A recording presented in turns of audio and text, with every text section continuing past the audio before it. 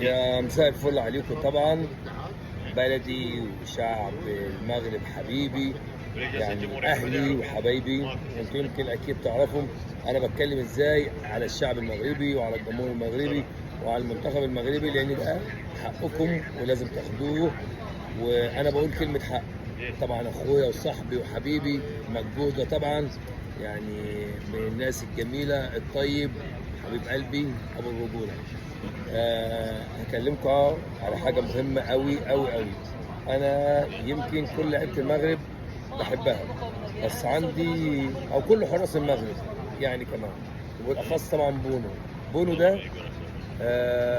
انا بعتبره اخويا. احنا يمكن هو كان في اشبيليا، كنا احنا في 2021 في الكاميرون، كان معانا قاعد في نفس الاوتيل. احنا كل يوم كنا موجودين مع بعض، ما بنسيبش بعض الا في وقتين بس، وقت النوم ووقت التمرين. وانا مش هقول يعني هو حقه شهاده قدام ربنا، هو بس مش من احسن حراس مرمى في افريقيا او احسن حارس في افريقيا، هو من احسن حراس مرمى في العالم.